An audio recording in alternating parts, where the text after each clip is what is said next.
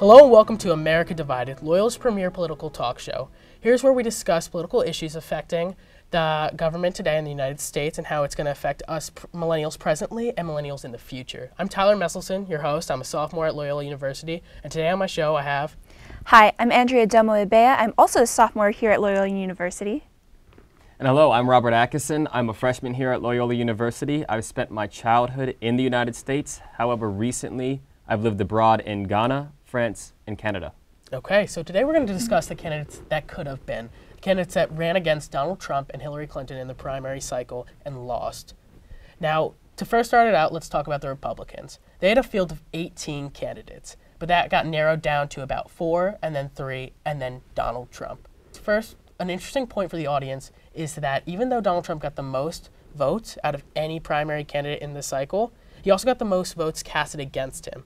Totaling about 29 million votes, Donald Trump received 13 to 14 million, and the other candidates combined received 15 to 16 million.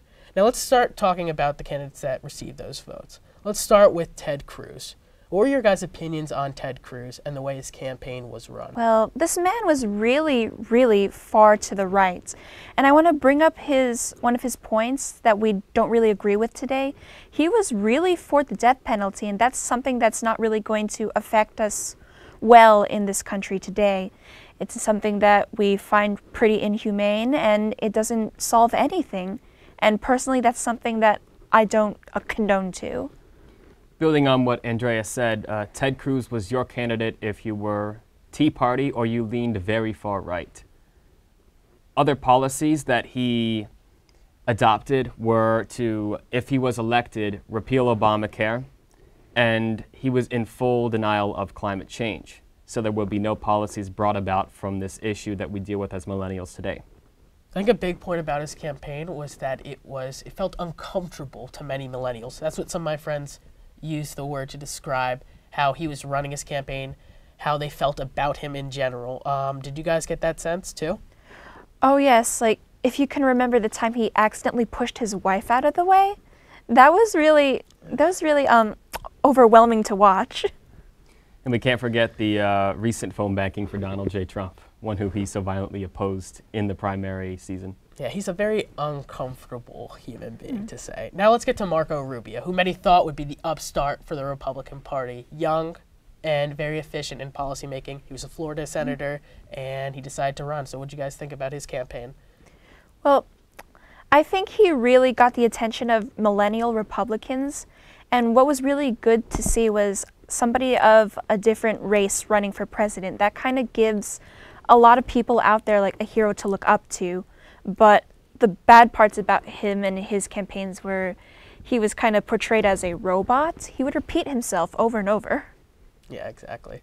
Yeah, I also had the same experience with Marco Rubio. A lot of my friends who were millennial Republicans ended up wanting to vote for him in the primary season. However, once he dropped out due to Donald Trump's, if you were to say, bullying, they then voted for John Kasich. However, Marco Rubio was the guy if you were a millennial Republican. Now let's get to John Kasich, who would be seen as the moderate Republican in there. Someone who could have been the best opponent for Hillary Clinton. What do you guys think of him in it?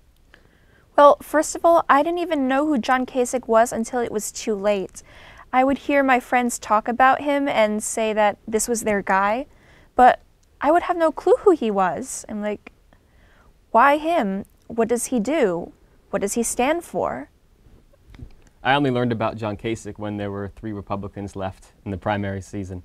John Kasich was the moderate guy. He was the one who had some liberal seasonings in him, in his policies and what he wanted to do, but he still remained a fiscal conservative throughout the entire primary, and he did it quite well. Now let's jump to the other end of the boat, the Democratic side.